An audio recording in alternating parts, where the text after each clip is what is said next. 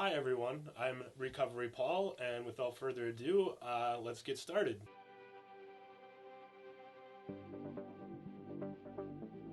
So, this first video really is going to touch on step one, which is we admitted we are powerless over alcohol and that our lives have become unmanageable.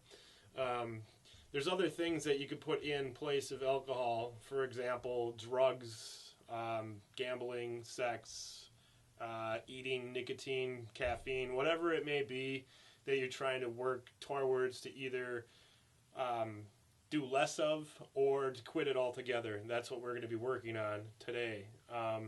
First, let's start with the daily devotional, which comes from the Jesus Calling book, January 31st, which today is January 31st, 2022. So let's get right into that.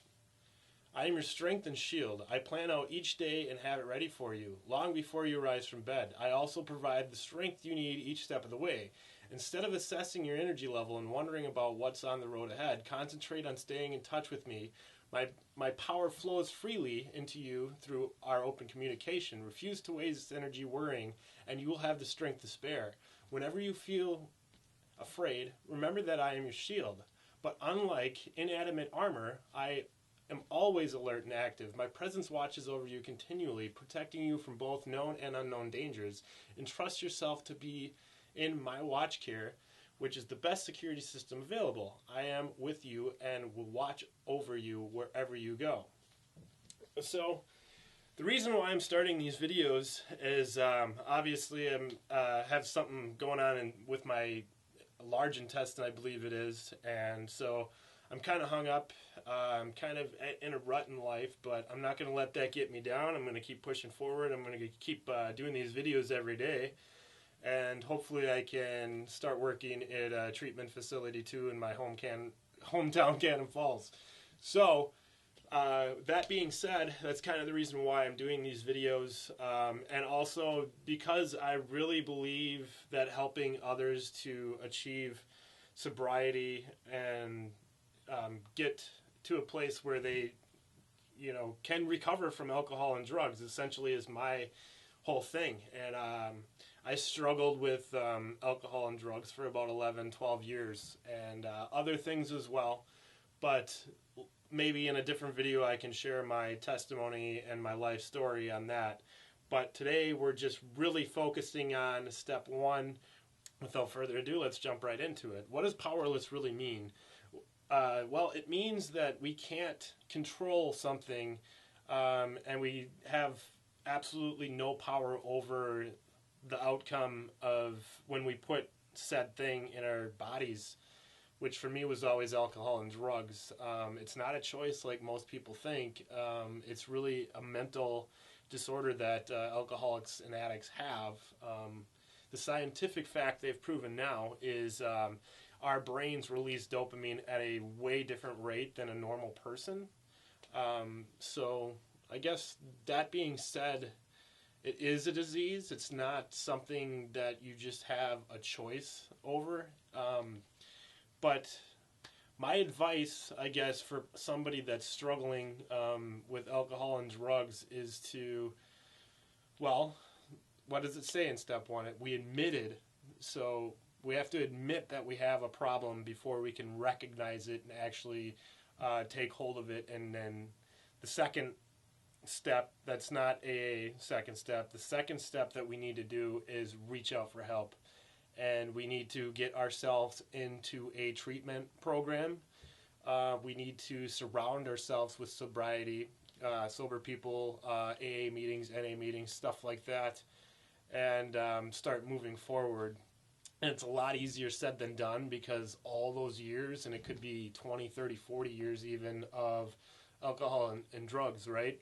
So there's a lot of depression, there's a lot of anxiety that goes through all that. So it's really it is about just taking the first initial step and calling up, a treatment facility, reaching out to someone that can help you get into a program and ultimately, continue that way. Because I know that I could have never got out of the drugs and alcohol alone. There's no way. I tried for 3 years my own way, and it never ever worked. I tried everything in the book to try to get sober, did not work. And today I'm going to be sharing with you the things that did work for me and why I'm still sober and I'm still pushing through, and how I did it. How I did it is a friend of mine actually called the treatment facility for me because I was so weak and tired, and anxiety, depression, all those dark stages you feel in alcohol and drugs. And so I was standing there at the treatment facility, which happened to be in the town I was living, which was Hastings, Minnesota. I'm from Minnesota. You'll learn more about me as we continue these videos. But I was sitting outside this treatment facility smoking a cigarette, and I had $5.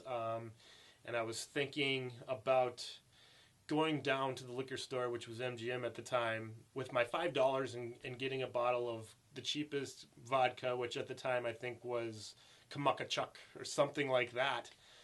And after I got done smoking my cigarette, I flicked that and I started crying, because I didn't want to do that.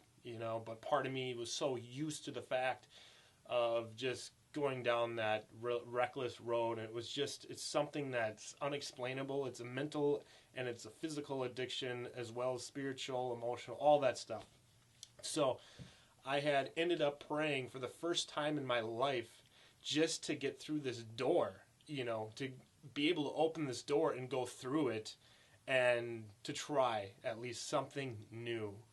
And that's really what recovery is for us, because everything that we know our whole lives, maybe involved around, alcohol and drugs, all of that has to be gone, And so our whole life changes in a direction if we work at it. But anyways, so I prayed, and I asked God for the strength to get me through this door, and He did, and I, went through the door, and I met probably the best counselor I've ever met in my life. And she's about to retire, but she helped me through so many things. But the first step really is to go to treatment, get in touch with someone that can either set you up to, 90 days recovery, and really don't give up.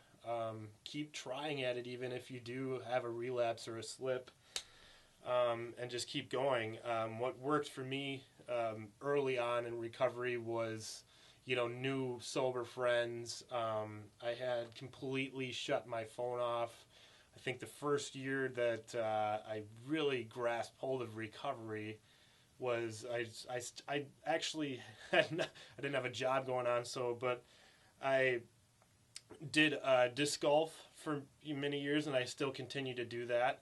AA meetings are huge. AA NA meetings are huge, and you surround yourself with like-minded people that are going to help you and support you in your journey in this recovery thing. But so we need to really think about step one, because that's what we're on today, and we admitted that we were powerless over alcohol, drugs, gambling, sex, caffeine, nicotine, whatever it is. We're powerless to it, and that our lives have become unmanageable due to the powerlessness that comes with the first drink, the first drug, the first whatever it is.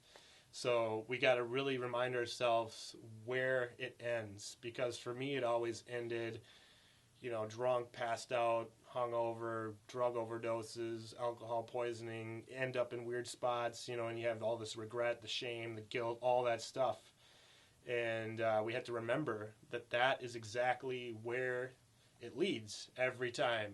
You know what I'm saying? So anyways, yes, so step one, we're admitting to ourselves that, I, Paul, am an alcoholic and a drug addict, and I'm powerless over alcohol and drugs. And you can just say that out loud, and that'll help you through the first step. Now, we have to constantly be reminded that, we can't have one. But we really have to get ourselves out there. We have to discontinue the patterns of going to the liquor store and getting a bottle or whatever, or we have to disconnect ourselves from that drug dealer.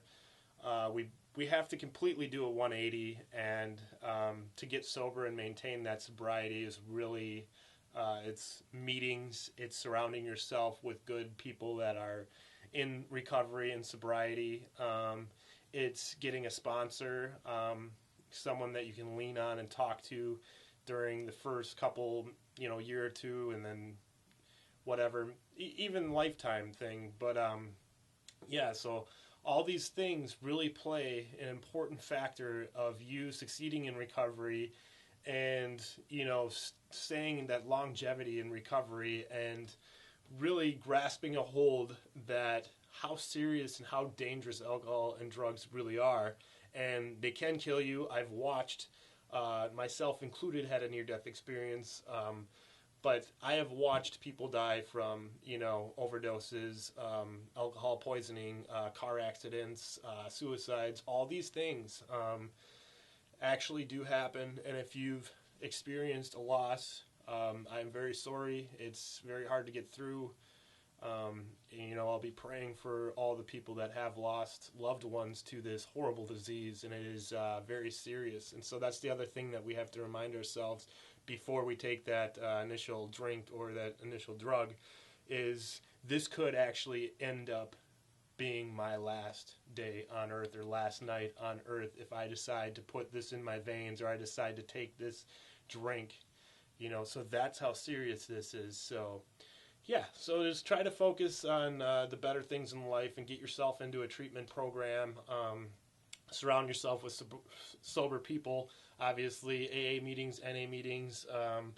And yeah, so that's step one today, guys. Hope you like this video. I'll be doing more. Yep, Recovery Paul out.